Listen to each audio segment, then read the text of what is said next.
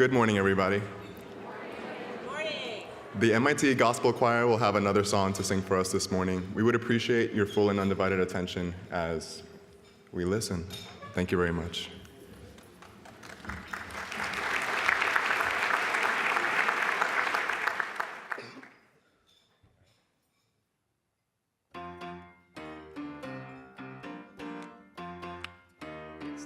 It's time to give God. Oh, I'm sorry.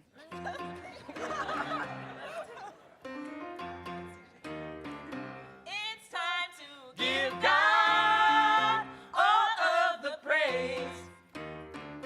It's time to praise His holy name for all of the things He has done for us.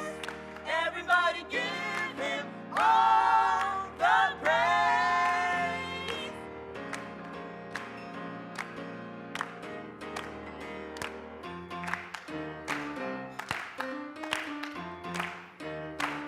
It's time to give God all of the praise.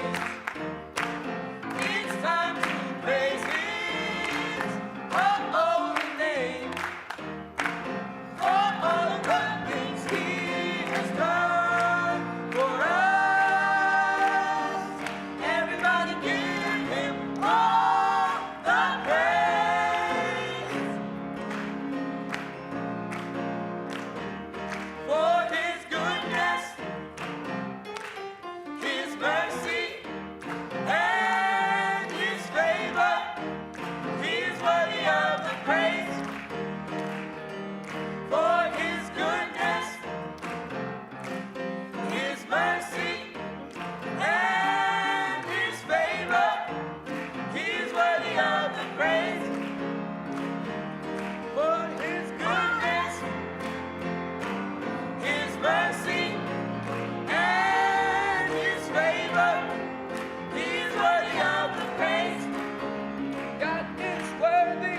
Worthy. Come on, let's praise the Lord. Worthy. Come on, let's praise the Lord. Worthy. Come on, Come on, come on, come on, come on, come on, come on, come on, come on, come on, come on, come on, come on, come on, come on, come on, come on, come on, come on. come on. He's worthy. Worthy. Come on, Come on, let's praise the Lord. Worthy. Come on, let's praise the Lord. Worthy. come on, Come on, let's praise the Lord. God is worthy.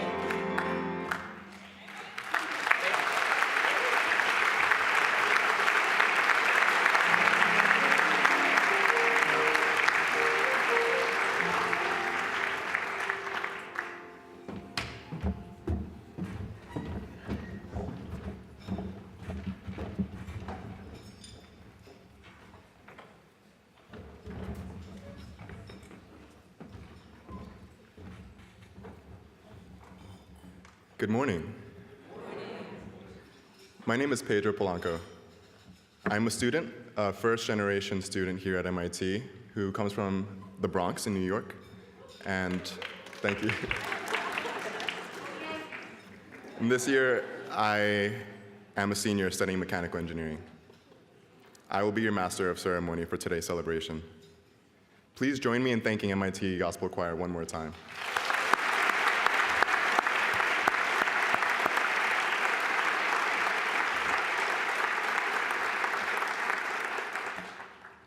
Now, I would like to introduce Reverend Rasan Hall, who will lead this morning's invocation.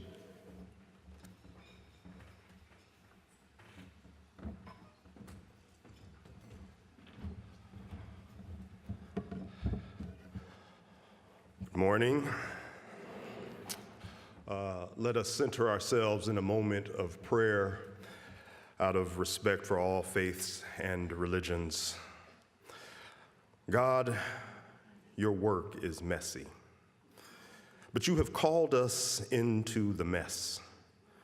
The work of righteousness will oftentimes be opposed, but we stand under the shadow of the Almighty with our loins girded in truth, the truth of your creative power, the truth of your righteousness, the truth of your peace, the truth of your liberation and your love. That truth and that love that allows us to speak life and shed light into the darkest corners of the hearts of humanity. That love and that truth that allow us and empower us to speak truth to power. We therefore will lift our voices. We will lift our voices in protest of injustice. We will lift our voices in solidarity with the afflicted and the oppressed. And we will lift our voices in praise of you, and our rejoicings will rise high as the listening skies, and it will resound from Ferguson to Fallujah, from Benghazi to Baltimore, from Kansas City to Khartoum, from Milwaukee to McCalla, from Texas to Tehran, from South Carolina to Syria, and from Massachusetts to Mogadishu. We will let our rejoicings rise because we know that there is a greater day and that there is a greater power. And we will, in the spirit of one of your great servants and leaders, the Reverend Dr. Martin Luther King, not be silent, for he said our lives begin to end when we are silent about the things that matter. And so we are here proclaiming that justice matters, that righteousness matters, that love matters. This is our prayer. Amen.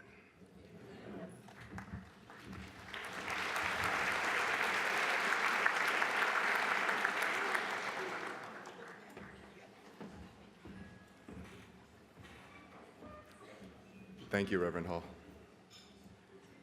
Now, in the spirit of our celebration of the life and legacy of Dr. King, we would like you to greet, to meet, to shake hands with someone near you, at your table, across from you, or behind you.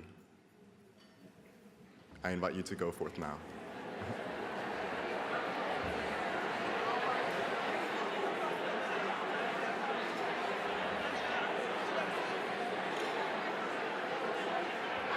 Fantastic. All right. Welcome. Once again, welcome. Yeah. Welcome to the 43rd annual Dr. Martin Luther King Jr. celebration. We are excited by today's event and are happy that you are here today to celebrate with us. I would like to take a moment to thank President Rafael Reif and Christine Reif, our hosts for this morning. I would also like to thank our honored guest and keynote speaker, Dr. April Joy Erickson, NASA Goddard Space Flight Center capture, aerospace engineer, and Course 16 MIT alumna of 1986. Thank you for joining us.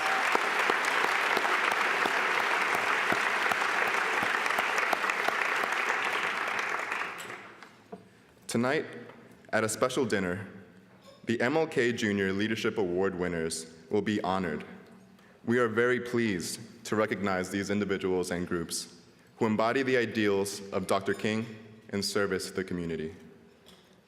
Today, I would like to share with the audience this year's award winners. The names of this year's winners and all the names I'm about to announce are in your program if you want to follow along. Please stand up as I call your name, and please hold your applause until the end. Michael Beautyman, Catherine Gaiman, Marianne Kirkbride, Kristalla Prather, Traymon Robbins. Reginald Van Lee, the Muslim Student Association.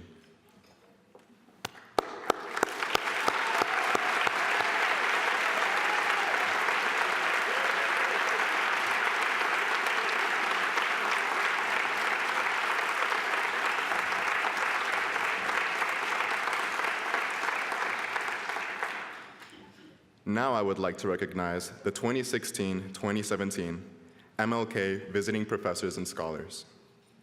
Please stand as I call your name, and again, please hold your applause until the end.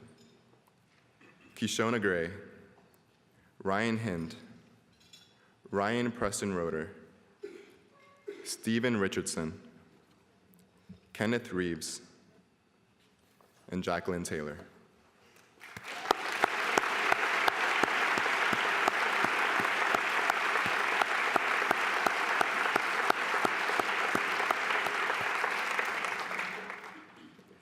I would like to thank all the members of the Martin Luther King Jr. Celebration Subcommittee of the Presidential Committee on Race and Diversity, to whom we owe this wonderful event. Please stand as I call your names. Committee members include Edmund Bershinger, Asiya Adams Heath, Raul Bokin, Latari Canty, Sharon Clark, Tierra Gwynn, Sally Haslinger, Alice Johnson, Co-Chair William Kindred, Heather Konar, Deborah Liverman, Paul Paravano, Co-Chair Zena Queen, Christine Reif, Marina Robinson, and Toby Weiner. Thank you all for contributing to the success of this event.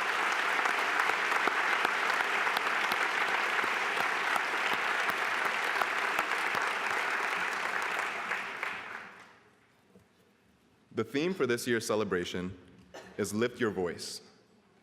True peace is not merely the absence of tension, it is the presence of justice. We are here this morning not only in celebration of the remarkable work of Dr. King, but also to reflect on how we, both as individuals and as a collective, can make strides toward continuing his legacy. As we go through the program, we encourage everyone to truly examine what it means to dismantle oppressive systems and rebuild them into the structures that are safe and just. However, this feat proposes a difficult question. Where do we start? In reflecting on this question, we hope to emphasize the importance of each person's voice and story in the process of eliminating injustice. Dr. King understood that this process is not always easy, and certainly does not always come without antagonism. But everyone's voice, including yours and mine, is crucial to the resistance. So what will we say? I have the pleasure of introducing two of our very own students, undergraduate Rashid August and Faye Marie Vassell. They will guide us in a reflection on the life and legacy of Dr. King. We will hear first from Rashid, followed by Faye Marie. Please put your hands together for Rashid August.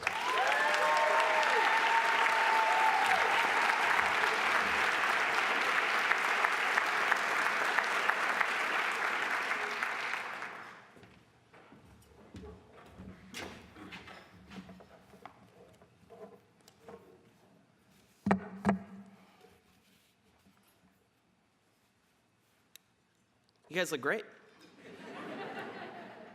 You guys look better. Hi, everyone.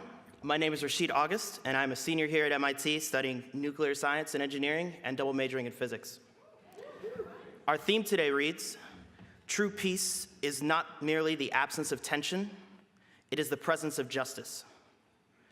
Now, a few words stick out to me in this statement, namely peace, absence, tension. but none more than justice. Justice grabbed my attention because for me it conjures an image with two sides like a coin, one passive and one active. On the passive side, justice describes a state or a situation. Think, for example, Judge Miller served justice to Maria, finding her landlord for rent in small claims court. On the other side, we have the active version, my favorite. Maria fought for justice in small claims court by suing her landlord over the rent dispute. The difference is slight. In one case, justice was the outcome. In the other, justice was the object of pursuit. Our theme calls us to focus on the active side of justice, because we need to do more than just manage tensions. We need to actively work to improve our situations in favor of peaceful, just outcomes. So what does working for justice mean? What does it look like? The answer, as any engineer knows, involves a process. The process has 3 steps, the first of which is feeling powerless. Somewhere in the world, there is an injustice and it troubles you. Depending on who you are, injustice can be different. However, it is important to realize that everyone faces injustice. It may just look or feel a different way for different people.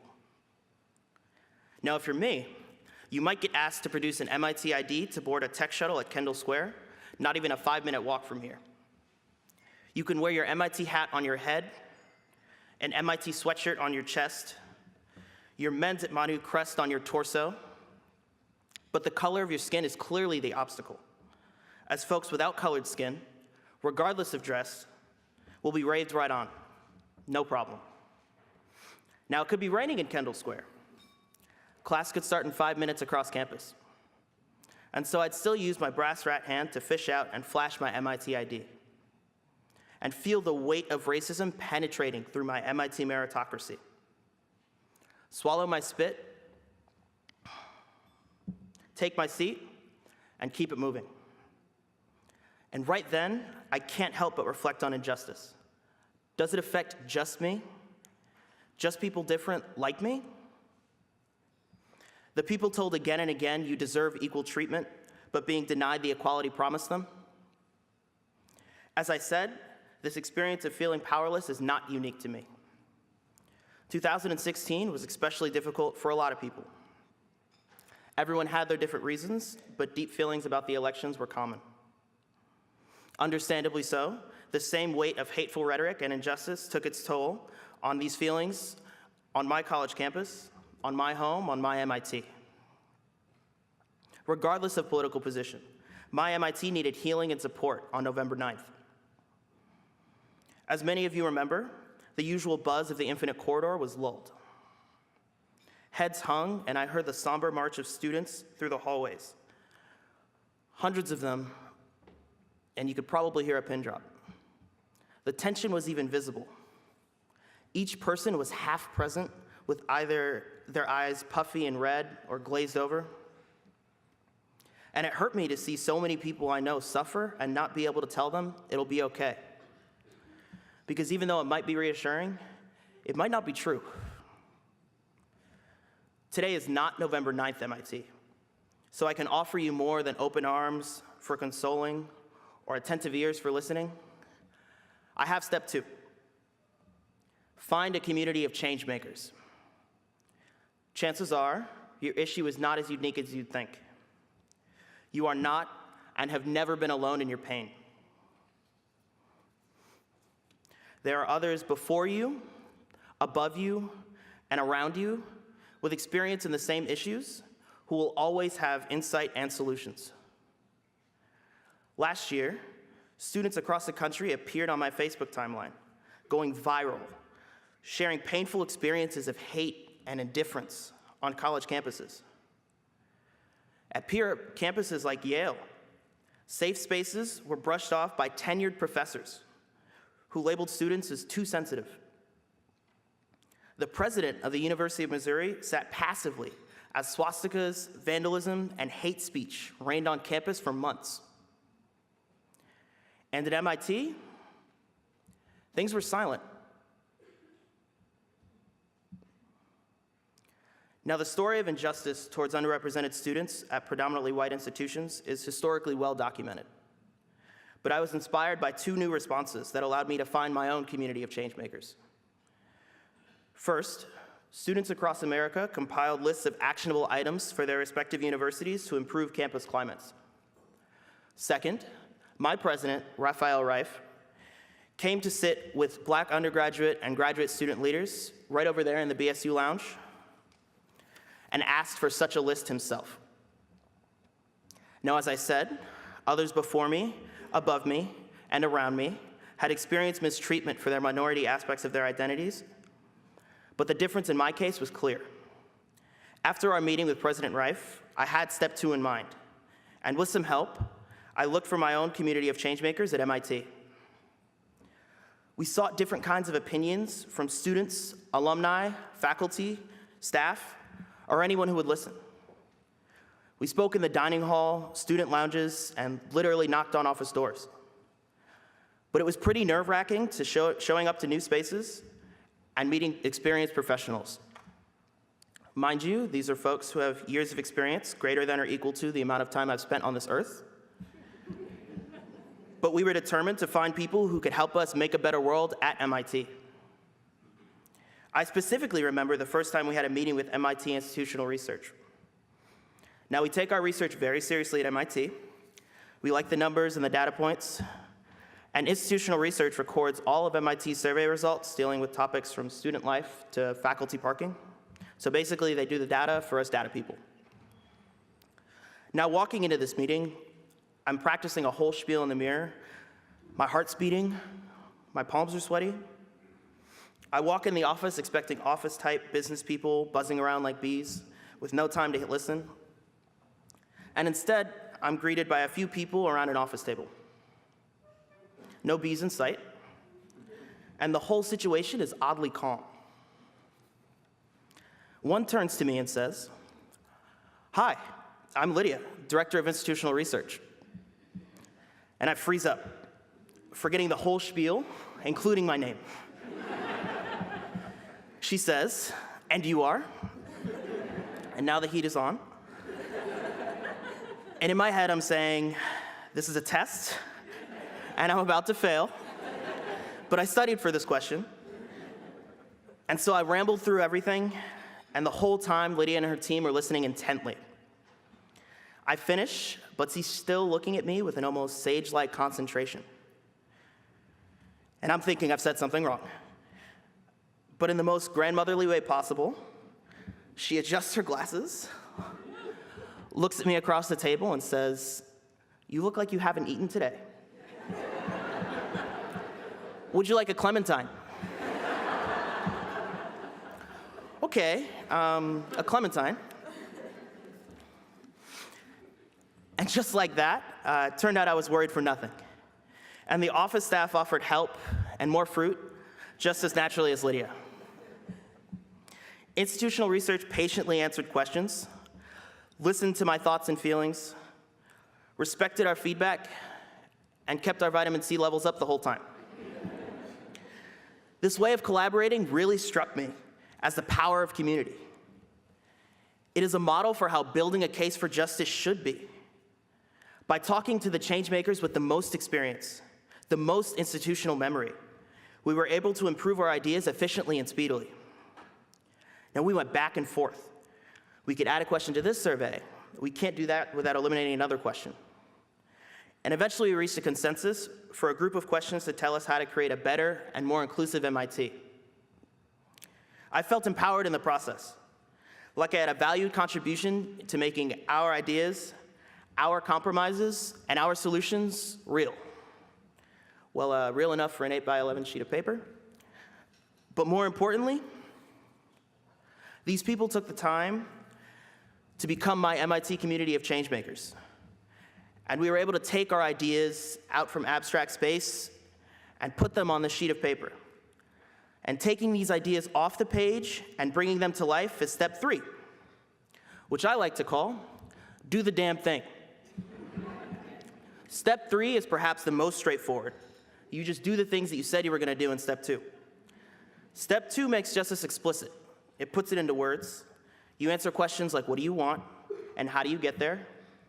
And step 3 is putting in the work to make this justice a reality. I've learned that the people who've invested their time to execute step 2 have the same passion for change as you do, and will work with you to make it happen. Involving others expands the reach of your solutions, convincing those you thought were out of your reach to do things differently and for the better. After the Black Students Union and Black Graduate Students Association submitted lists of recommendations for MIT to be more diverse and inclusive, groups across campus began finding their own voices, releasing their own lists. The Black Alumni at MIT, the Muslim Students Association, the Rainbow Lounge, you name it. Altogether, each group submitted over 100 ideas to make MIT more inclusive, more just, and more peaceful for everyone. This wave reached Academic Council, including the 5 school deans, President Reif, our chancellor, and our provost. And as I stand here today, there's an Academic Council working group working together, just like in step 2, with students and staff to make MIT a better place. This school year, MIT's undergraduate financial aid went up by 10% from the previous one, and millions of more dollars are being spent to keep our MIT education affordable for my mother. I mean everyone. There are specific people in place accountable for making progress, so there can be no tension, no ambiguity, and no confusion about what to do or how to do it. The power of step 3 is realizing that this community of changemakers can take active steps towards justice. Now, this amazing mentality exists at MIT. If you want something, go chase it. And if it doesn't exist yet, then just make it. And people really live by this. So if you want justice, you have to chase it. You have to fight for it. You can't settle for ambivalence, indifference, or passivity. Looking bigger than MIT, national and world news headlines have started to focus on exciting people's fears. Now, these headlines, fake or real, are created intended to scare readers, but also decisions are being made to negatively affect people's lives. I ask you today not to adopt this attitude of fear. Turn instead toward inspiring change. Be the inspired change, because you are different. You are unique. You have knowledge, privilege, a rich cultural history, a powerful network, a large endowment, something to contribute. This difference enables you to find a way forward against injustice in a way that no one else can. Take your place with active stances against injustice, and find peace by making justice active. We're here for more than just talking, sharing, or retweeting.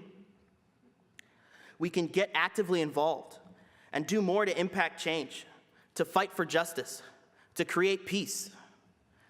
And not only because we should, but because we have to. Thank you.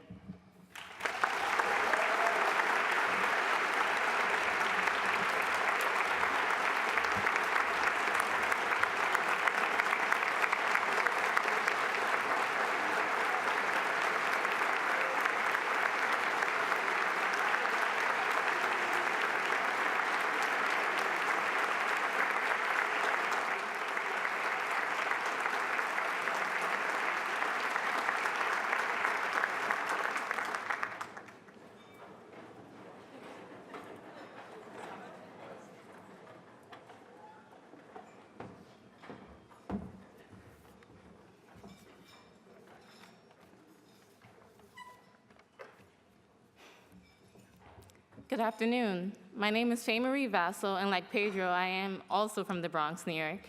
I'm a 6th-year PhD student in the Department of Biology, and I'd like to thank the event organizers for allowing me to participate in such an important celebration.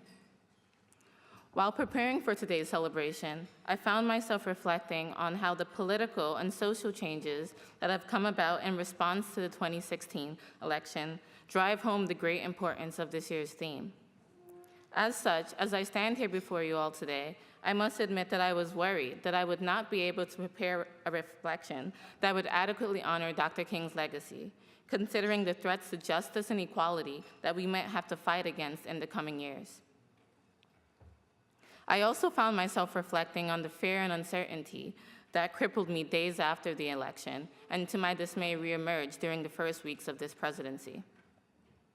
This fear and uncertainty is driven by the thought that the efforts towards greater equality that have come about over the last 8 years may disappear overnight due to the divisive rhetoric that President Trump relied on so heavily during his campaign.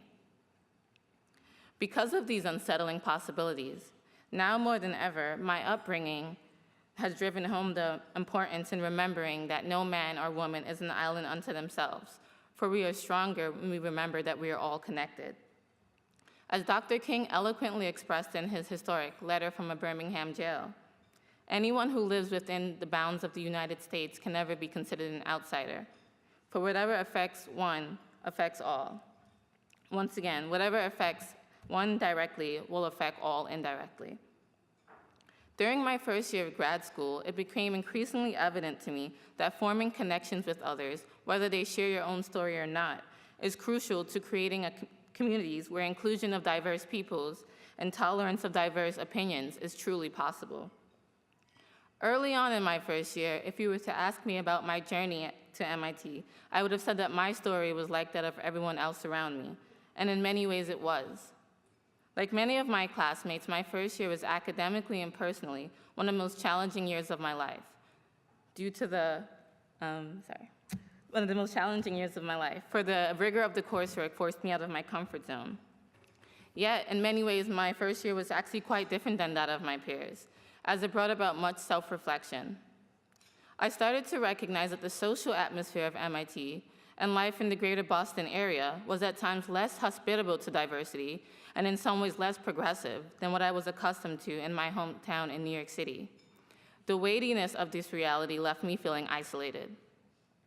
This feeling of isolation was further compounded by the fact that many of my classmates almost seamlessly formed deep connections with each other. This left me feeling like an outsider, during a period where forming connections with my classmates might have helped lessen the burdens of the challenges I encountered during my first year. In addition, it was during the first year of grad school that for the first time in my life, I felt boxed into a singular identity, that of a woman of color. While this is true, it felt stifling, because I knew this was just one aspect of my identity and just one aspect of what it meant for me to be a PhD student at MIT and to be a woman in America. This frustrating realization that to many here, my identity was largely defined by their perceptions of my race has been evident to me throughout grad school. For the actions of some faculty and peers have forced me to question whether I, as a Black woman from the inner city, will ever truly be welcomed and accepted here. Experiencing these feelings of otherness has been jarring. For truth be told, prior to coming to MIT, I was immersed in a world where I often felt included, a world where diverse identities were the norm. This reality was enhanced by the fact that I am a child of immigrant parents, namely an Afro-Caribbean father from Jamaica and a white Russian mother from Uzbekistan. Due to my upbringing from early on in my childhood, I was intimately aware with some of the struggles that immigrants may face while adjusting to a new land and a new language. I now realize that this helped shape how I define myself and helped me to be both critical and empathetic of the world around me. Due to the gross educational and economic disparities I often witnessed because I lived and attended public schools in a major urban center, from early on in my childhood, I was aware of many of the injustices that run rampant in society. While I attended an elementary school with children from working class and immigrant families, and lived in a neighborhood where parents and teachers alike were staunch believers that education was the key to social mobility, I attended a middle school in a low-income neighborhood that was severely underserved. Many of the students that attended this school lived challenging lives in impoverished conditions in the nearby housing projects, where deep mistrust of public education was rampant. My high school, home to notable alumni like James Baldwin and once designated as one of 96 outstanding high schools in America, became a poster child for the decay of urban public education, and as such was a place where I and some of my classmates feared traveling home, for a drug or gang-fueled argument may be raging out at any moment. These experiences have impacted me deeply and have forced me to face the uncomfortable reality that despite the US government's commitment to provide each student with quality public education, education in the United States is still not equal and just for all. Many of our brightest children are not given the chance to sufficiently meet their potential, and many others are not even allowed to consider these possibilities. Fortunately, my parents' determination to persevere in the face of adversity has helped to remind me that in spite of the injustices that many in our nation face, we cannot fall into despair. I think my parents were especially poised to play this role, for as immigrants and an interracial couple, it was not uncommon for them to encounter challenges. I think it is precisely because of these challenges that they could create a home for me where I was able to learn the value of being a compassionate individual and to respect the stories of others. Their love for each other and belief in many shared values, such as the American dream that brought them to the United States, revealed to me that in spite of their diverse backgrounds, their relationship was not complicated by, but enriched from their differences. Additionally, their ability to form rich, lasting connections with members of each other's home communities has shown me that growth and understanding often only comes about if we are open to patient and honest discourse, even when it is uncomfortable. I'm immensely grateful for these teachings and the value of tolerance. I tell you all about these aspects of my identity to highlight that while we all may be defined by many different attributes, at the end of the day, I believe that through intentional actions like empathy, a desire and curiosity to understand the lives of others, and honest yet potentially uncomfortable discussions, we can do the work to better connect with each other and to make strides to a more equitable and just America. Furthermore, as we gather here today in this uncertain political climate, I hope that we will see the dangers of any political message that depends on creating divides between citizens. In such times, I also hope that we take to heart Dr. King's telling words and remember that we are all caught in a network of mutuality, tied in a single garment of destiny, and injustice anywhere is a threat to justice everywhere.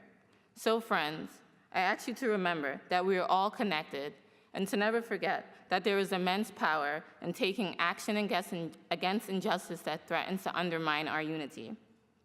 So if needed, have those uncomfortable conversations about sexual identity, race, or gender inequality. Join a campus or local organization to advocate for a social cause you care deeply about. Remain open to thoughts and belief systems outside of your personal framework. And importantly, remember, as Dr. King said, injustice must be rooted out by strong, persistent, and determined action. So as best as you can, always remember to lift your voice. Thank you.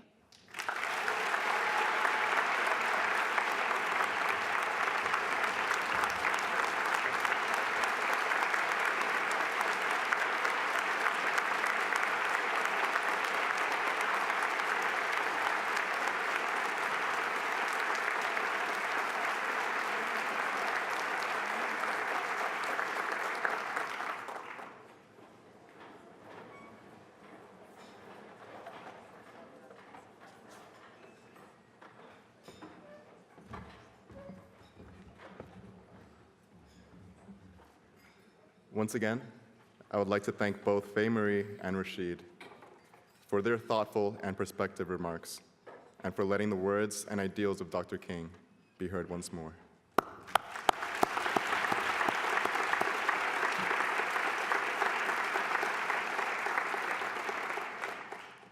We will now hear a musical selection from Jermaine Tulloch.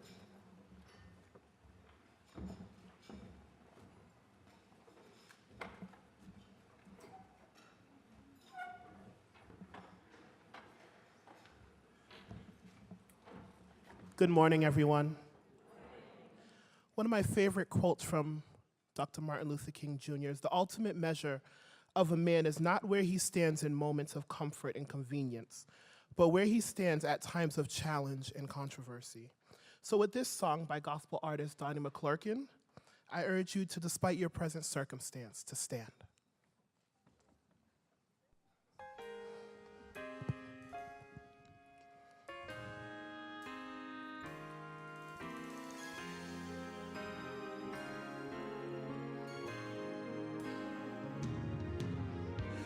What do you do when you've done all you can and seems like it's never enough? And tell me, what do you say when your friends turn away and you're all alone, all alone? Tell me, what do you give when you've given your all and it seems like you can't make it through? Well, you just stand when there's nothing left to do. You just stand. Watch the Lord see you through. Yes, after you've done all you can, you just stand. Tell me, how do you handle the guilt of your past? Tell me, how do you deal with the shame? And how can you smile when your heart has been broken and filled with pain, filled with pain? Tell me, what do you give when you've given your all and it seems like you can't make it through? Well, you just stand when there's nothing left to do. You just stand. Watch the Lord see you through. Yes, after you've done all you can, you just stand. And be sure, be not entangled with that bondage again. You just stand and endure, 'cause God has a purpose. Yes, God has a plan. Tell me, what do you give when you've done all you can and it seems like you can't make it through? Well, you just stand. You stand. You stand. You stand through the hurt. Make sure you stand through the pain.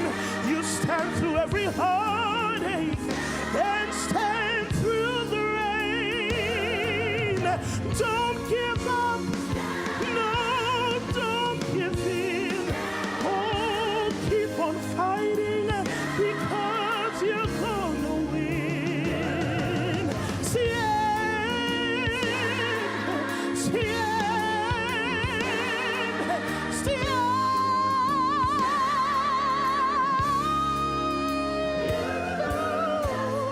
After you've done all you can, after you've done all that you can,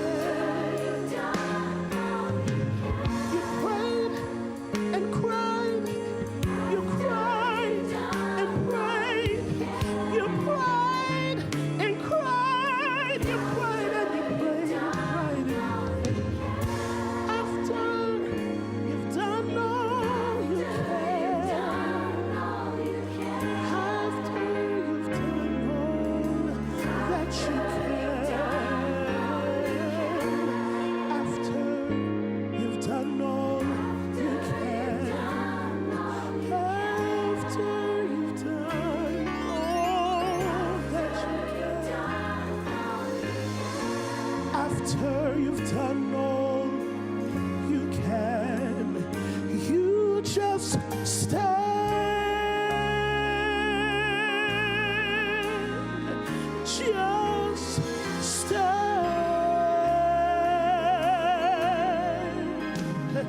You just stand.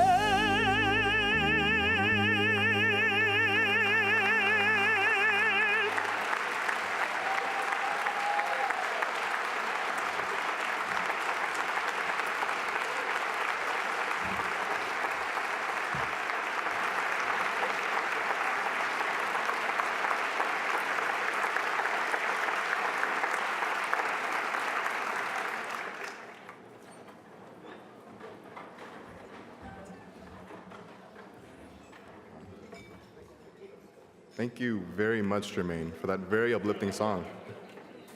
Can we hear it one more time for Jermaine?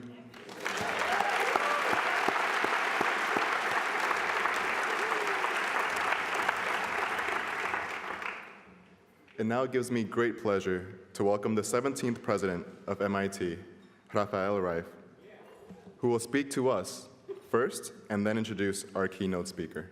President Reif.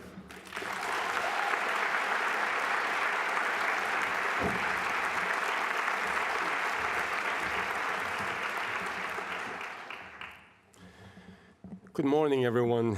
Pedro, thank you for the brief introduction, and thank you particularly for the absolutely wonderful way in which you properly pronounce my first name. Many thanks to everyone who helped to bring us together this morning, and I would like to highlight our host, the Committee on Race and Diversity, the MLK Planning Committee, and our Institute Community and Equity Officer, Ed Berchinger. And above all, a huge thank you to our student speakers, our truly incredible student speakers, Rashid and Faye-Marie.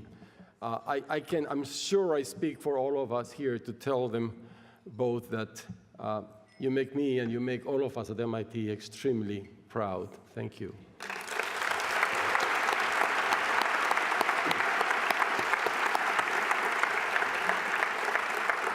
I also want to acknowledge, now that I see him in the audience, a very special guest, one of the tireless citizens of the city of Cambridge, Ken Reeves, and we're very, very happy to have you here today. Thank you.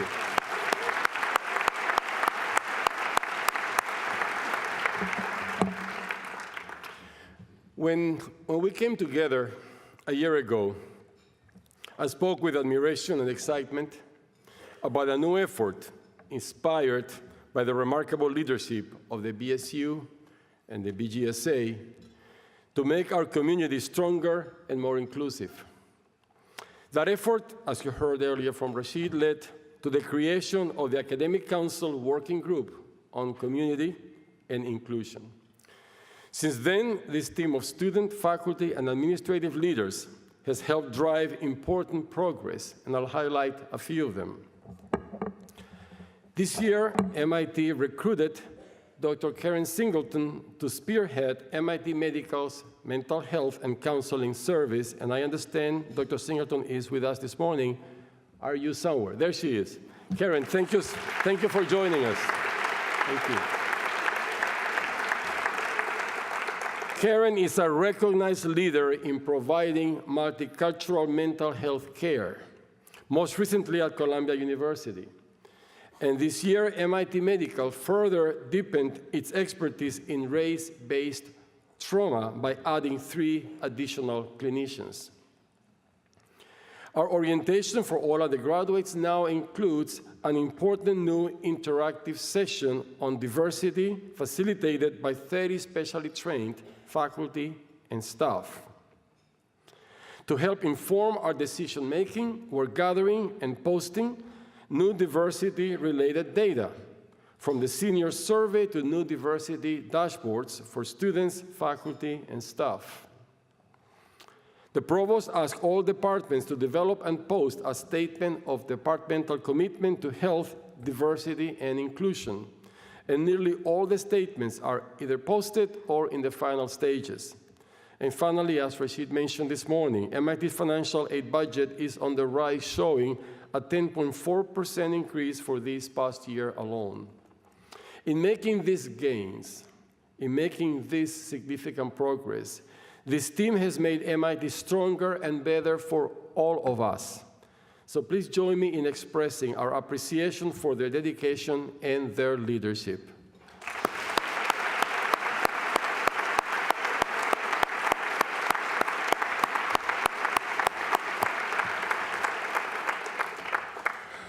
Well, last year, our focus was on making progress in our own community, for our own community. But today, in a very different time, I want to focus my remarks on the larger context we're all experiencing. I want to reaffirm our community's core values. And I want to challenge us to think about one way that we as a community can help serve the nation now. We live in a moment when some fundamental assumptions seem to be in question. Assumptions about how we should conduct ourselves as individuals and as a society.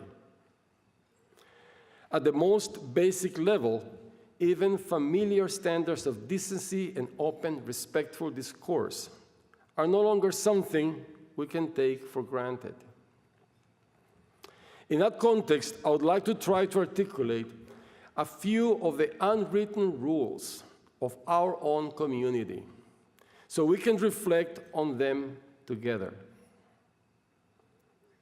At MIT, when our community is at its best, racism, bigotry, and discrimination are out of bounds, period. Diminishing or excluding others because of their identity, whether race, religion, gender, sexual orientation, disability, social class, nationality, or any other aspect, is unthinkable and unacceptable. It is also out of the question to bully others, period. Such behavior is simply beneath us because we value each other as members of our community and respect each other as fellow human beings. Intellectually, we are a community where prejudice, prejudging, is anathema. In the MIT community I love, our personal interactions benefit when we behave as we do in our intellectual work. Assume less and ask more to learn more. Refrain from jumping to conclusions on superficial evidence and listen as closely and as much as we can. In the best American tradition, the MIT community is also open to talent from every part of our society. Our students, faculty, and staff come to us from every faith, culture, and background, and from all 50 states. At the same time, like the United States, and thanks to the United States, MIT gains tremendous strength by being a magnet for talent from around the world. The mission we pursue together is too important and too difficult for any of us to spend time erecting artificial barriers to anyone else's achievement. We welcome and embrace all the great talent that we're fortunate enough to attract. And the truth is that people who love discovery and problem solving typically love to collaborate and work with people who see things from a different perspective. The beautiful result, as we have discovered at MIT over decades, is that when people of many backgrounds work together to address big human challenges, whether it's climate change or fresh water access or Alzheimer's, they come to value each other as human beings, united in a struggle larger than themselves. I believe these are some ideals that we can agree on: civility, respect, openness. But I want to highlight one more, an ideal that demands even more of us, especially in these times. At MIT, the free expression of ideas is also a fundamental value. It is a value completely in line with our passion for boldness, big ideas, and real-world problem solving, and with our insistence on analytical rigor and on seeking hard facts. In my experience at MIT, valuing free expression means accepting each other's right to express deep disagreement and candid criticism, sometimes in very strong terms, whether the subject is science or philosophy or politics. The capacity to listen to each other through passionate disagreement is an indispensable tool for learning. We shouldn't trade or compromise that for anything.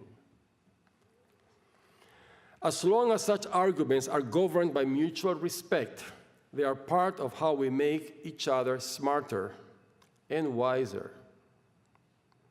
Within our community, I believe we can almost always count on that mutual respect, and we should insist on it. In these unsettled times, however, we may find, as other campuses have already, that our commitment to free expression can be tested by voices and forces from outside our community and from outside our circle of mutual respect. If we face such a struggle, I hope and believe we can stay true to our MIT values. As we have seen clearly in recent weeks, our nation contains deep divisions. And those divisions of opinion are part of our MIT community too. When I wrote to the community about the recent executive order restricting travel from 7 majority Muslim nations, many people told me they were grateful that MIT was standing up for our students, our colleagues, and our values. But others wrote to tell me that they disagreed with our taking a public stance, and that they see the measures in the executive order as a reasonable path to make the country safer. I disagree with them. Many of you may disagree with them, but the fact remains that they are members of the MIT community too. The coming months and years may put great pressure on us as a community. Whatever we face together, it is of utmost importance that MIT remains a place that can endure and grow from the challenge of dissenting views, a community that makes room for us all. Nearly 150 years ago, in a speech in Boston, the legendary American statesman Frederick Douglass made a remarkable speech. At the time, a shocking speech in support of immigration from China. His larger point was that the United States is, in his words, a composite nation. The American nation is, by definition, composed of many parts. Douglass argued that this fact makes us stronger. Just as with a composite material, our separate strengths enhance each other, and together they form the great new strength of the whole. With this idea in mind, Frederick Douglass also urged us always towards unity. As he wrote, "In a composite nation like ours, as before the law, there should be no rich, no poor, no high, no low, no white, no black, but common country, common citizenship, equal rights, and a common destiny." In this heated moment in America, I believe that we must avoid with all our might the forces that are driving our nation into two camps. If we love America, and if we believe in our nation's best possibilities, we cannot allow those divisions to grow worse. We need to imagine a shared future together, a common destiny, if we hope to have one. As Dr. King once observed, the ultimate measure of our character is not where we stand in moments of comfort and convenience, but where we stand at times of challenge and controversy. I'm certain our community can help work on this great challenge for the nation. I invite you to help us think how we might tackle it in practical terms. And I believe we can start right here by living up to the ideals of our own community, caring for it, and making it better too. I ask us to commit ourselves, mind, hand, and heart, to rise into the challenge of this difficult moment together. And now, it's my great pleasure to introduce our keynote speaker, a wonderful example of MIT values in action. But first, a question. Is there anybody here from AeroAstro? Are you ready to make some noise? Our speaker today is Dr. April Erickson, a distinguished aerospace engineer at NASA's Goddard Space Flight Center, who also happens to be a 1986 Core 16 graduate of MIT. In fact, we're excited to have with us two faculty members who worked with her in the department. Her undergraduate advisor, Institute Professor Sheila Whitnell, and she can tell us more about the speaker, and Professor Wesley Harris. Where is Wes?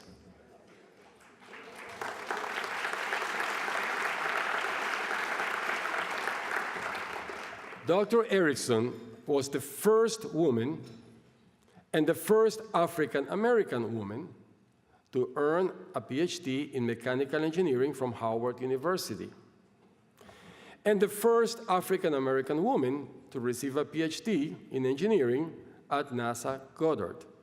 So she's used to breaking new ground. Through more than 25 years at NASA, she has worked on a wide range of advanced technology projects. Just recently, she assumed a new role as the new business lead for the instrument systems at the technology division at NASA.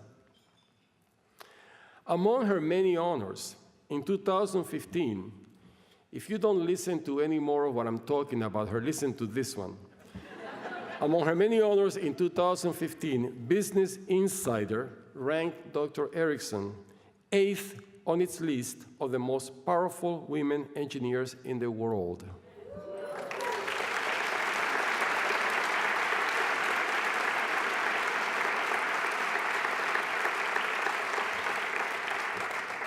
It's another way for me telling you, don't mess with her. And in 2016, she was inducted into the Washington, D.C. Hall of Fame.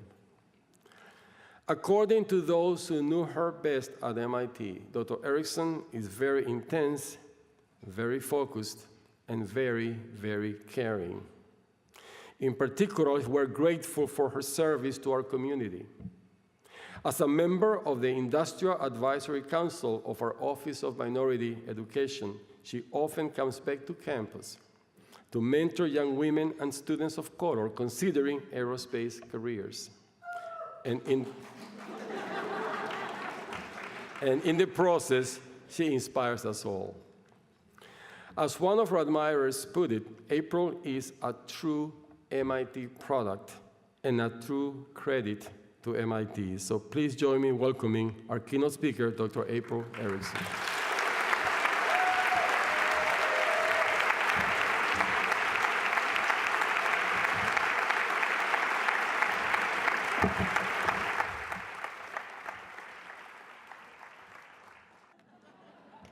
So let me say a couple of things while it's booting up, because it got unplugged.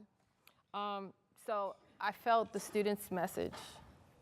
It was very heartfelt that I felt your pain. I've taken the high road on this discussion. I've chosen to connect the dots of hope and inspiration and change that Martin Luther King Jr. provided for me as I grew up. Please realize, though, that there are threads of pain and frustration between the lines of my speech. However, anyone that knows me, I rarely display or voice that discomfort. I'm an agent of change, so let's begin. Thank you so much for bearing with me. I did an all-nighter for you guys. So you have to see the slides, right? Okay. So good day, everyone, and thank you for that great welcome. I'm honored that I've been chosen to speak at this 43rd annual celebration of the life and legacy of Dr. Martin Luther King. Please bear with me for a moment, because it's been a long journey to this stage. And I have a few people I want to thank. So first of all, thank you to my alma mater, MIT, and to our luncheon host, both the president and his first lady. And of course, to the committee. I know you guys work tirelessly to make this happen. I say, it takes a village to raise a child, and believe it or not, I am still growing. So I believe in always thanking the village that helped to raise me. Zena Queen, Miss Queen was the first one to rush over to one of my meetings and say, I really need you to speak. I want you to speak. So thank you for inviting me. Bill Kindred, who's another board member for IACME.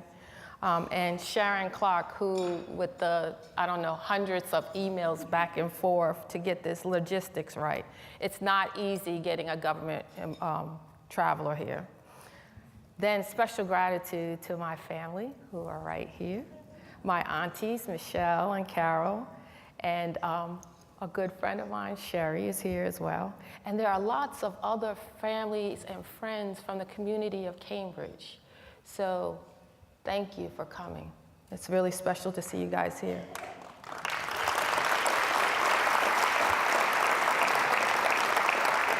There are industry partners from the board, IACME, Office of Minority Education, and of course to my mentors, Dr. Sheila Whitnall and Dr. Wes Harris.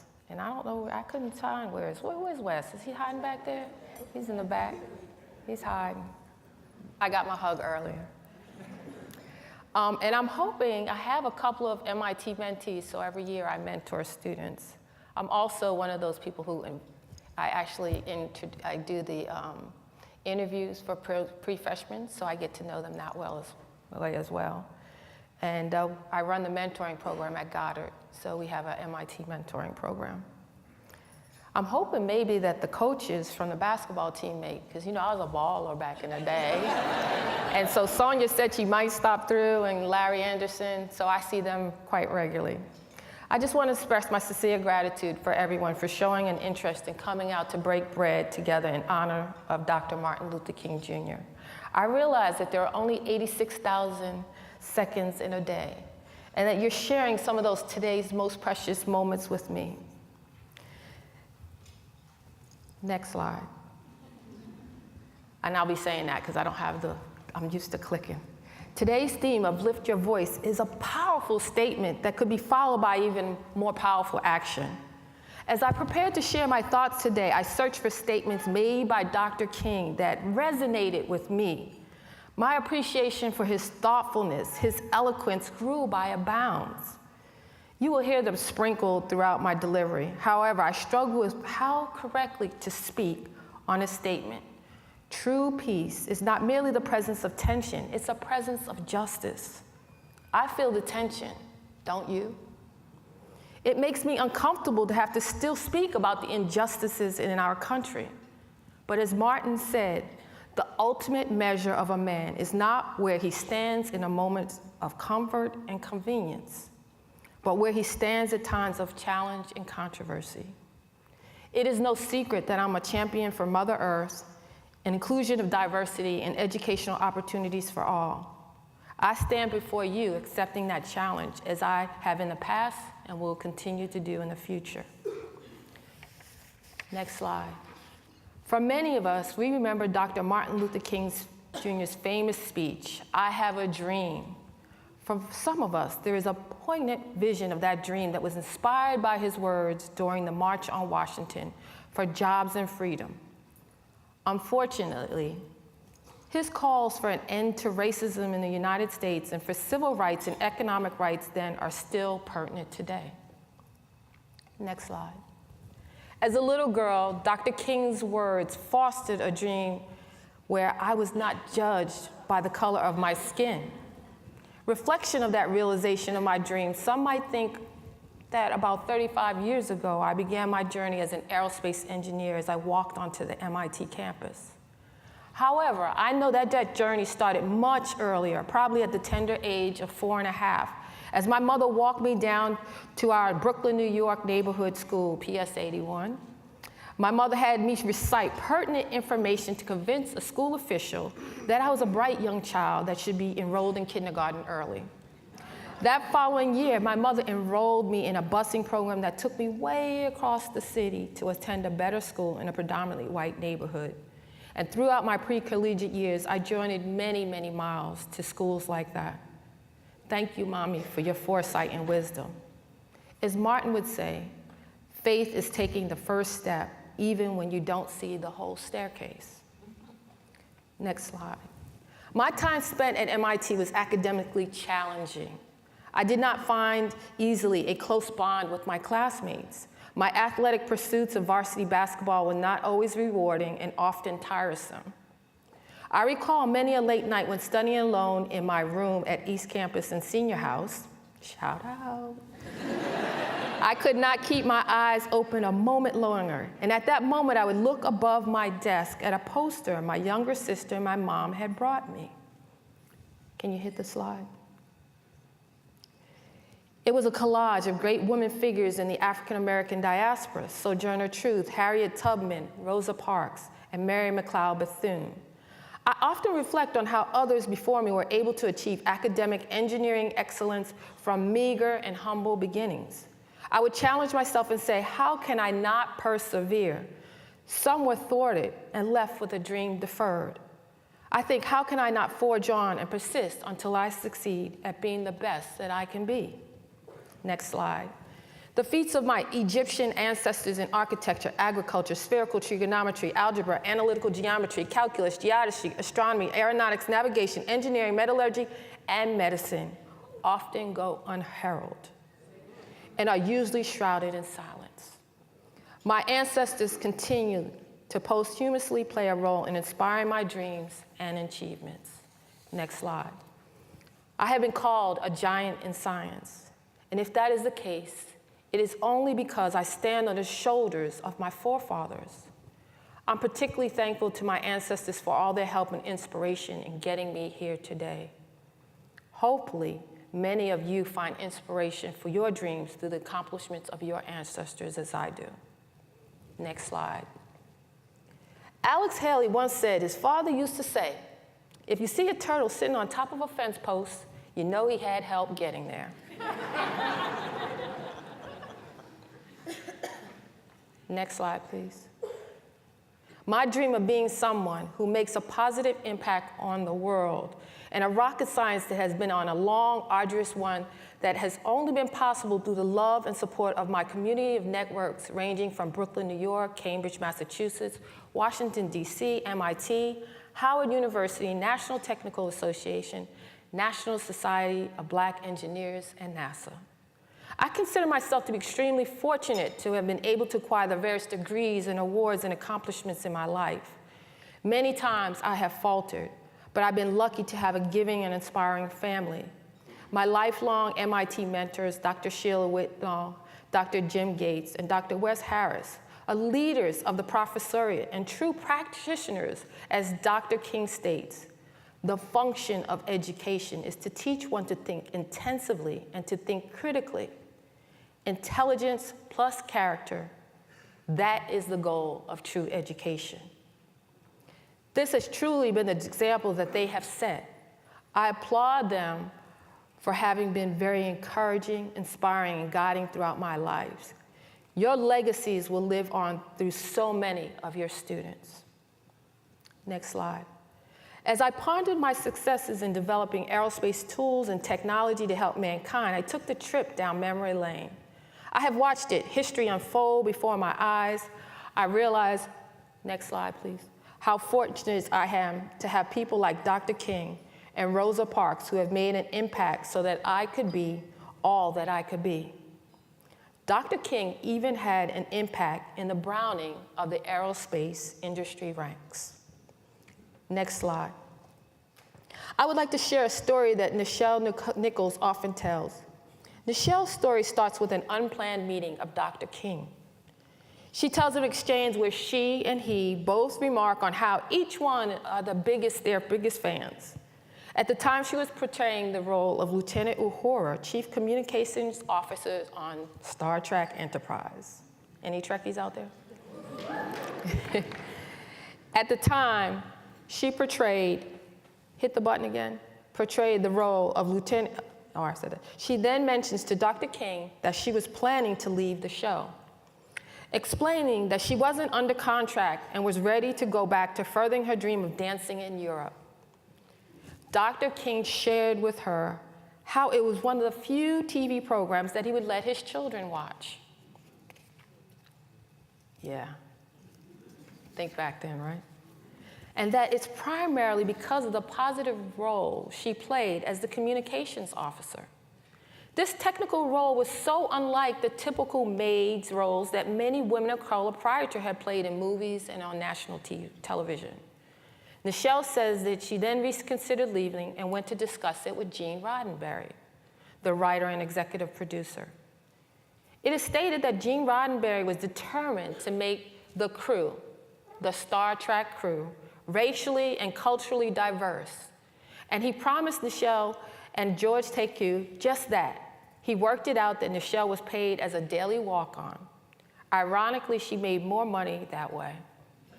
Note, she was also strategically visible behind Captain Kirk's right shoulder on all the camera shots on the crew of the Enterprise deck. Next slide. Nichelle's impact for me, next slide, and the aerospace community continued when she later helped NASA by serving as a spokesperson and recruiter to encourage African Americans to apply as astronauts.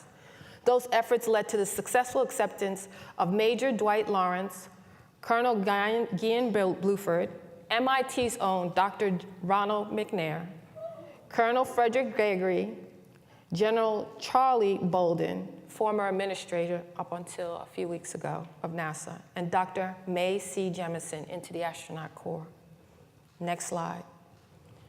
Just a little note here for the timeline. The last episode of Star Trek aired 47 days before Neil Armstrong stepped onto the moon as part of the Apollo mission in July 1969. I was a child during those radical 60s and 70s. In 1969, a parent brought a small black and white TV, I know I'm dating myself, to public school. We little first graders crowded around to watch the Apollo 12 mission land on the moon. Can you hit the button, please? It broadened my horizons as a little girl, growing up in the Brooklyn hood. It helped plant that seed for dreaming about space travel for the next 20 years. Katherine Johnson had been an inspiration for me, and I do know her, that hidden figure that we are so familiar with now. Hopefully, children will be further inspired by these missions through the unveiled figures that are now gracing the big screen. Of course, there were additional influences to grow that seed of interest, like Star Trek, Flash Gordon, The Jetsons, my afternoon favorite, Lost in Space. Warning, Will Robinson. As a preteen, after watching the first Star Wars movie, I remember racing out of the theater with my arms stretched out and imagining I was maneuvering to avoid the dark side TIE fighters. At that time, we Americans dreamed big and accomplished much change. Change can happen fast. Don't we know? The vast majority of the members of my generation born during the struggle to get the Civil Rights Act passed considered the notion that people should be segregated based on the color of their skin to be both morally repugnant and downright ridiculous. Attitudes change quickly, especially after positive developments occur and everyone sees the correctness of this change. Next slide. Our advances in space have happened rapidly, and as many of you know, the world's interest of manned exploration started as early as the 1950s. You're gonna have to keep hitting it. With different countries vying to be the first in the great space race. For the US in the 1960s, we started, I'll put my hand up, you hit it. We started with Surveyor, Ranger, Apollo, and the Gemini missions. In the 1970s, Skylab and Viking. In 1980s, the Space Shuttle. And in the 1990s, we had Sojourner, Pathfinder, Mars rovers. And then in the 2000s, the International Space Station. Space travel, science, and communication spacecraft have become a routine part of our daily lives. Next slide. However, I want to remind you, as President Kennedy so eloquently stated, we choose to go to the moon in this decade. Not because it's easy, but because it's hard. Space travel is hard and dangerous. Sometimes achieving one's dream is hard and dangerous. It was little more than 50 years ago, John F. Kennedy delivered a speech that inspired one of the most successful service projects in American history, the Peace Corps. He issued a challenge to the students who had assembled in Ann Arbor, Michigan on that October night, on your willingness to contribute part of your life to this country. I think will depend on the answer whether a free society can compete. I think it can. And I think Americans are willing to contribute, but the effort must be far greater than we have ever made in the past, end quote. It is said that history repeats itself. I believe that that challenge is before us again. Next slide. When I graduated from MIT, it was only 4 months after the first space shuttle disaster. As a young college graduate in the aerospace field, with a strong interest in human spaceflight, my future was uncertain. At the time, I interviewed at MIT Lincoln Labs, and I was disappointed to find that I might work on only defense missile projects. Although strategic defense is important, my heart was set on human spaceflight and supporting science. The interviewer stated that if I wanted to be able to pick the focus of my research projects, I should get a PhD. I realized with hard work, attaining a PhD could open up doors for me, and it did. I would like to thank that interviewer for planting that seed in me.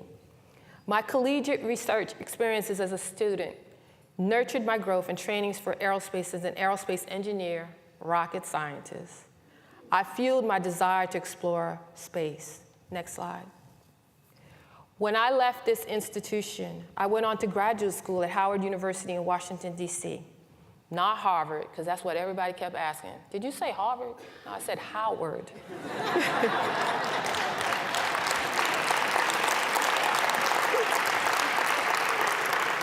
But I must say, Howard is often considered the Harvard of the historically black colleges and universities. I found that the Howard University motto of Virtus et Utilus, truth and service, complemented the MIT motto of Mane Manus, mind in hand.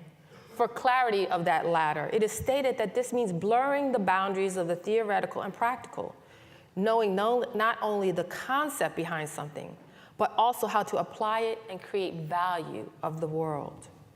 With this deeply ingrained mantra, I naturally fit in at Howard, and I was elected Graduate Student Council President for several terms.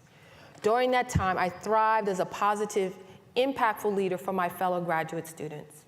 The student body included people of color from all ends of the African diaspora and many other international countries. Studying with my sepia-hued, yellow-tinted, red-boned, and white-skinned brothers and sisters, I came to realize early in my academic endeavors, we might all come on different ships, but we're in the same boat now, which is what Dr. King said. Next slide. Fast forward to the present. Many of us continue to wonder what the future will hold in the quest to travel farther into space. We know it's hard and dangerous. However, With people who dream and who dare and who are committed, we will do hard things like go to Mars. It will require international teams working with many diverse partners. Next slide. To remain a world-class leader in technological development, the ethic and racial composition of our STEM workforce must resemble the diversity of the US population. Discrimination affects us all. The US cannot afford to leave out the fresh perspective of more than 50% of the population by discriminating against women and minorities. Inclusion of women and minorities is a must. As Dr. King has said, we must learn to live together as brothers or perish together as fools. When I work with my science and engineering teams, I know that each member is important. Their diverse backgrounds, cultures, and experience afford our team different contributing perspectives to arrive at an optimal solution for the many challenges we face at NASA. Can you hit the button? It leads me to think, would the mammogram be so uncomfortable if a woman had designed it? All right, ladies. Yes. Next slide. I know that hurt, fellas. In particular, minorities and women must strive to change perceptions about their participation in non-traditional careers. To do this, we must start internally and then work outward. Personally, I'm proof in the pudding. Every day, I'm changing perceptions. I've done my own reading and research so I can take pride in my ancestry, my roots, my African, Caribbean, and Indian history. I started out as this little girl in Brooklyn, New York, and had the opportunity to see men go to the moon during the Apollo missions. It started a seed for my dream. I didn't start out to be the first African-American female from Cambridge to receive a degree from MIT. You didn't know that, did you? Cambridge Chronicle, they reported it. They were on it. But I am proud to be. I've accomplished many firsts, and if I'm to be a trailblazer, a role model, then so be it. I try to represent well, being mindful of all the others that come behind me. I am not done yet. I'm on a mission to increase the number of women and minorities creating new technology in fields like aerospace engineering. We can be anything we want to be, regardless of what others think or tell us. We must believe in yourself, in your dream. We engineers and scientists are agents of change. Every day we impact the future of the world. Our communities and countries are harnessed with many challenges. We have been trained to solve these problems. Continue the tradition so that many other students have started in universities, and find a way to serve your community and your country. An act that will help you to stay connected to your fellow citizens and improve the lives of those around you. Consider, embrace, and drive change. Several years ago, President Obama eloquently echoed these sentiments to a crowd of college graduates. So this is for you guys, the college students. The men and women who sat in your chairs 10 years ago and 50 years ago, they made America possible. And there is no guarantee that the graduates who will sit here in 10 or 50 or 100 years from now will enjoy the same freedoms and opportunities that we do. America's success has never been a given. Our nation's destiny has never been certain. What is certain, what has always been certain, is our ability to shape that destiny. That is what makes us different. That is what makes us American. Our ability at the end of the day to look past all of our differences and all of our disagreements and still forge a common future. That task is now in your hands, as is the answer to the question posed about whether a free society can still compete. Did he read Kennedy's speech? Maybe.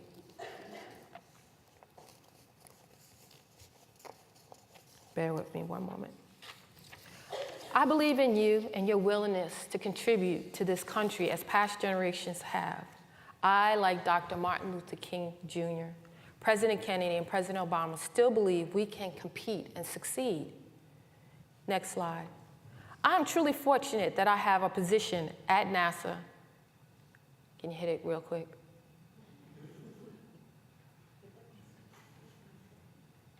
One more time.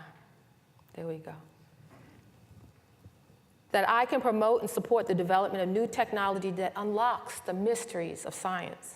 I'm also afforded the opportunity to speak to many young people across our country and the globe. I get to inspire the youth and touch the future.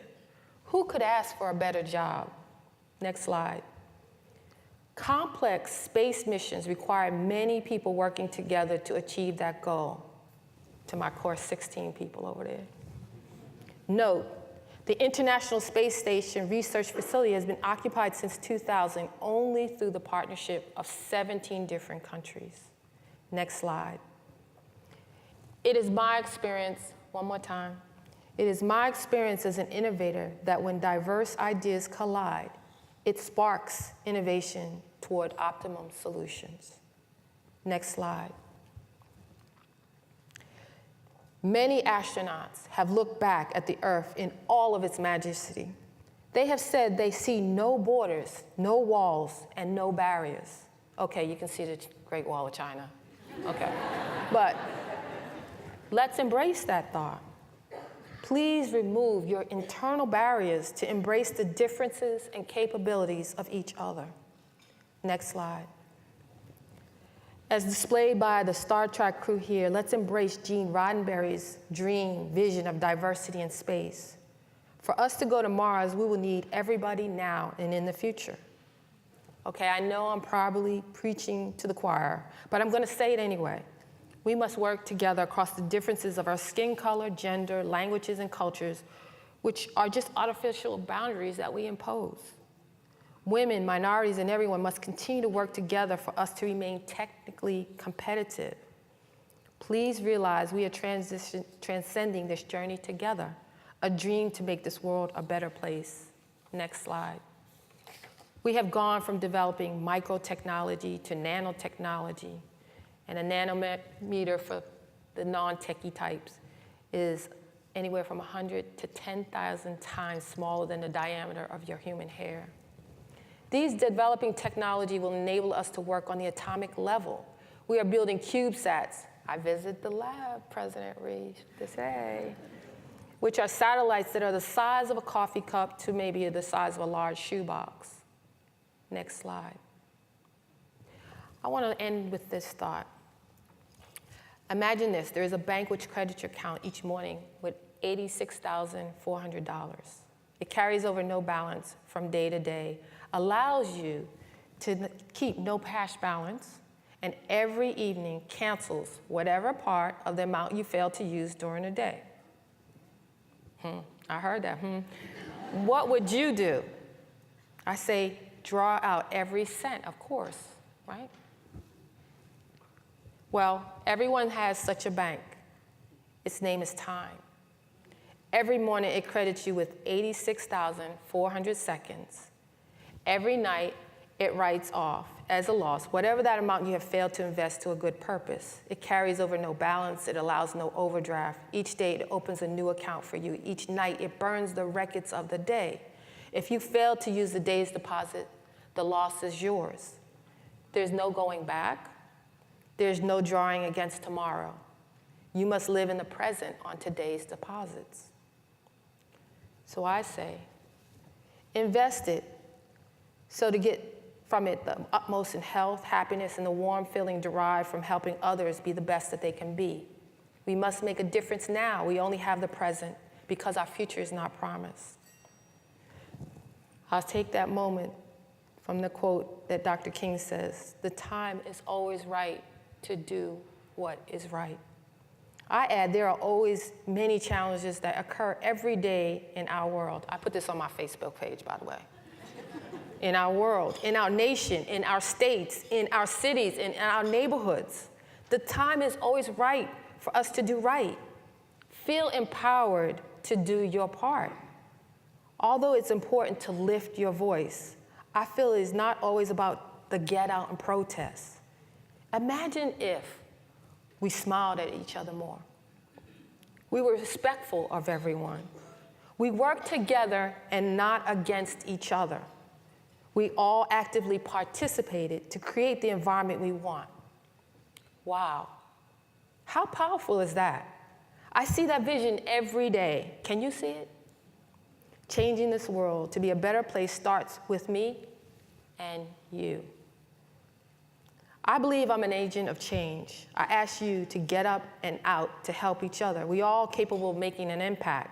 We can all do great things. It's a matter of choice what your destiny is. What do you choose? The time is always right for us to do what's right. Next slide. As you ponder these statements, please make a conscious decision to leave your positive mark on this world. Consider this, even if you live 100 years, your moment in history is brief. A minuscule period when comparing either the age of the Earth or the total time of evolution of the universe, approximately 4.5 billion years old and 15 billion years old, respectively. Remember, the clock is ticking. You have approximately 39,600 seconds left in today, yet an MIT degree paid off. Please make the most of today and every day. Lift your voice, MIT community members. Next slide. I always end with shoot for the moon, and even if you missed, you will still be amongst the stars. Okay, any astrophysicists in here? I know I'll be a long way off, but I believe in peace and not war. Peace for me also means positive energy activates continuous elevation.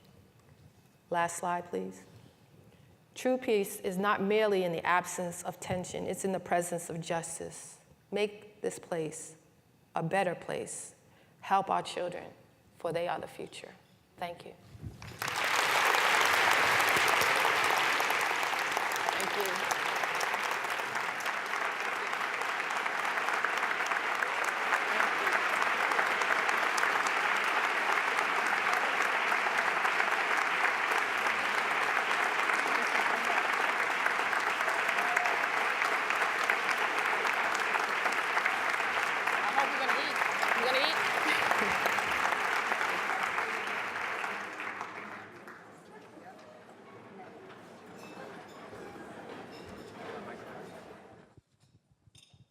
So I want to definitely echo Dr. Erickson's sentiment. I'm feeling very inspired right now. I don't know about the rest of you.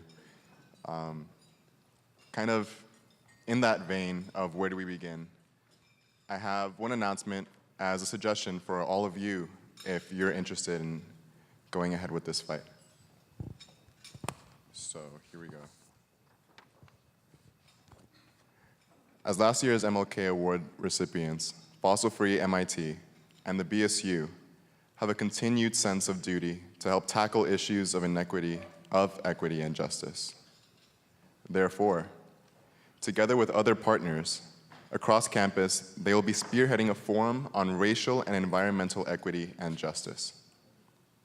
This forum will be a series of events that will address how people of color and indigenous communities often endure the most severe consequences of climate change and environmental issues. We invite the MIT community to not only participate in this forum, but to also contribute further energy, ideas, and events. The first event will be held on next Thursday, February 23rd, where Alexi Torres Fleming will discuss her inspiring journey and addressing issues of environmental justice in my hometown, the South Bronx. If you have any ideas or energy to support this initiative, please reach out to Josue Lopez, and if Josue could just raise his hand. From FFMIT, or feel free to go to fossilfreemit.org for more information. That one? Yeah, one last announcement. Yeah, it's weird. So if, as many of you know, in Lobby 10 there are some installations up. Last week, the students of the 2017 Dr. Martin Luther King Jr. IEP Design Seminar assembled their installation in Memorial Lobby, all in accordance with Toby Weiner's class.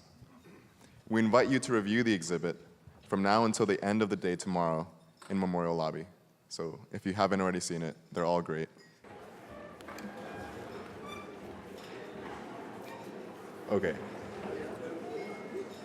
I realize I'm in a dangerous position right now because I'm one of the few obstacles standing between you and lunch. I'll pick that up in a second.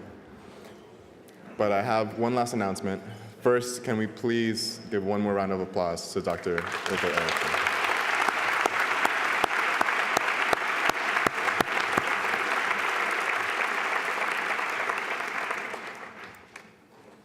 One more announcement. The MIT Libraries has partnered with the MIT Black Women's Association to choose the book Hidden Figures for the newly launched MIT Reads program. Please consider reading the book and joining in the community discussions later this month. There's one coming up the following Wednesday. If you haven't seen the movie, definitely go and see the movie as well. So without further ado, we will conclude today's program with the singing of the Lift Every Voice and Sing. We ask that you join in and sing the first verse of the song. The lyrics are located on the back of your program. After the song, John Westneck will give the blessing and lunch will be served. Please stand.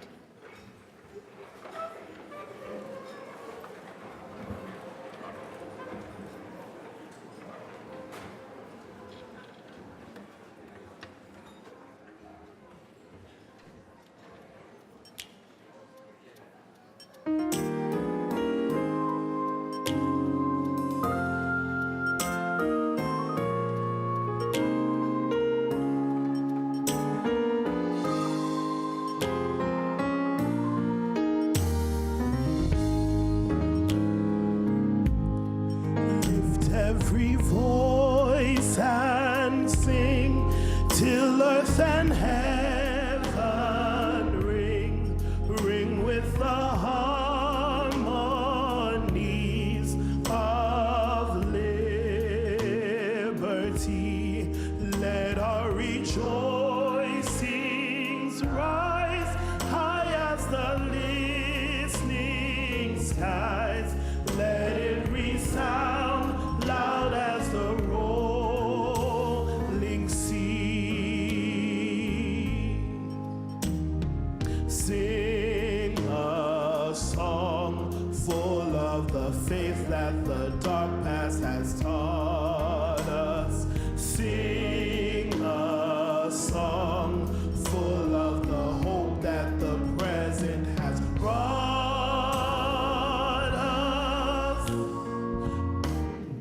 Facing the rising sun of our new day begun, let us march on till victory is won.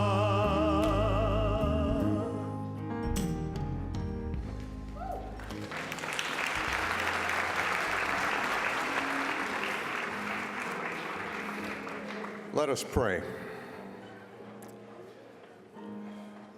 Bless to us, O God, the folks around and near us. Bless to us, O God, the excitement, the pain, and the challenge before us. Bless to us, O God, the food which nourishes our bodies and graces our tables. Bless to us, O God, your peace. Amen. I would like to thank everyone once again for joining us this evening. I hope you enjoy the rest of your day, and please enjoy lunch. Take care.